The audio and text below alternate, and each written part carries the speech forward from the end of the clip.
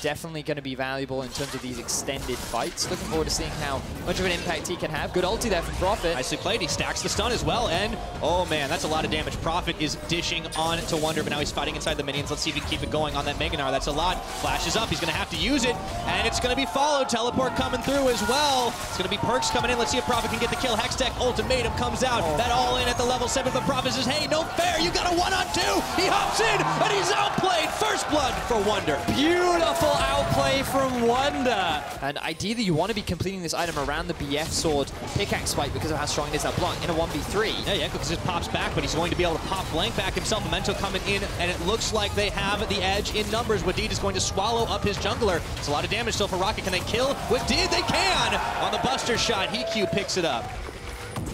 Yanko's hopping forward, looks for Memento, who ward hops, counter-strikes away, and in comes the Tom Kench, Wadid and Yarden delivering, and it looks like Memento thought he was safe in his own jungle, but 5 members of G2 strong prove him otherwise. Love the play there from Jankos, flashing and using his ulti to catch Memento off guard. The diving isn't done yet, though. Looking for Norscarin and Heq. Jankos trying to cut him off, and the Tristana has to get back to the relative safety of the tower. Cosmic Radiance coming in for just a few seconds, and Heq isolated from the team, trying for the outplay onto Yarden. He can't do it. Perks has picked up Heq in the meanwhile. Norscarin falls to Wonder, and now it's going to be an easy cleanup for G2 on the tower. Trying to make a play around the side. Cosmic Radiance comes down. Norscarin is going to be alive for a few more seconds, and Heq has a little more invulnerability to work with. Pulled back in by Jankos, forcing his flash out. Trying desperately to clear these waves as Perks just keeps packing away. And in goes Jankos again.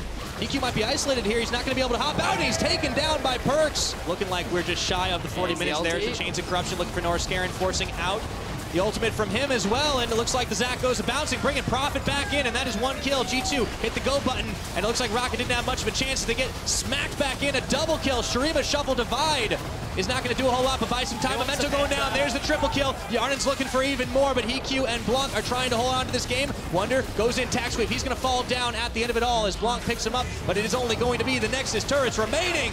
But it swallows up Perks, and they're going to be able to clean up, and by royal decree, G2 have slain the Kingslayers.